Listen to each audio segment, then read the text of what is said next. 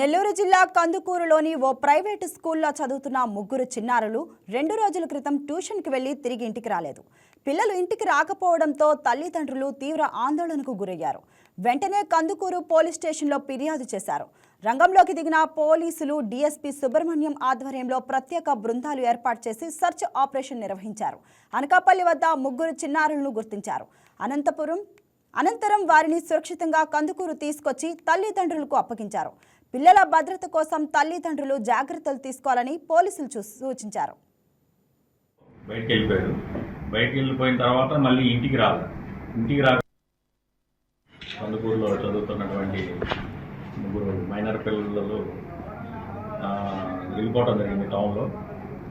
ఇది మనకి 7వ తారీఖున సాయంత్రం ఈ పిల్లలు స్కూల్కి వెళ్ళేసి ఆక్స్ఫర్డ్ స్కూల్కి వెళ్ళి తర్వాత సాయంత్రం మళ్ళీ వచ్చి స్టడీ అవర్స్ తర్వాత 7:30 ఆ ప్రాంతంలో బయటికి వెళ్ళిపోయిన తర్వాత మళ్ళీ ఇంటికి రాకపోతే వాళ్ళు అన్ని చుట్టుపక్కలంతా విచారించుకొని మొత్తం అందరితో విచారిస్తే వీళ్ళు ఒక ముగ్గురు వెళ్ళిపోయినట్టు తెలుసుకొని ఈ షేక్ అఫ్రోజ్ ఈమె 11:30 ప్రాంతంకి టౌన్ పోలీస్ స్టేషన్కి వచ్చి ఇట్లా ముగ్గురు పిల్లలు కూడా బయటకు వెళ్ళిపోయారు, ఎటు వెళ్ళారో తెలియదు అని చెప్పేసి టౌన్ పోలీస్ స్టేషన్లో రిపోర్ట్ ఇవ్వడం జరిగింది.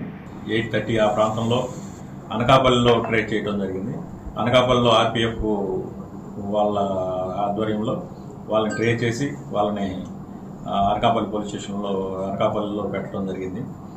దీంట్లో ఇమీడియట్గా జర్నీలో ఉన్నటువంటి టౌన్ ఎస్ఐ గారు అనకాపల్లి వెళ్ళి అక్కడి నుంచి పిల్లలందరినీ కూడా ముగ్గురిని కూడా తీసుకురావడం జరిగింది. నైట్ టైము తెల్లవారుజామున 1 గంటకి తీసుకురావడం జరిగింది. ఇది మైనర్ పిల్లలు అలాగే ఎలాంటి క్లూ లేకుండా మరి వర్కౌట్ చేసి వాళ్ళ అందరినీ కూడా 9 గంటల్లో వాళ్ళని ట్రేస్ చేసి పిల్లల్ని అనకాపల్లి నుంచి తీసుకుని వచ్చినటువంటి ఈ టీమ్స్ రెండు టీమ్స్ వర్కౌట్ నైట్ అంతా వర్క్ చేసినటువంటి టీమ్స్ ఎస్పీ గారు అభినందనలు తెలియజేశారు. అలాగే వాళ్ళ తల్లిదండ్రులకి నైట్ తెల్లవారు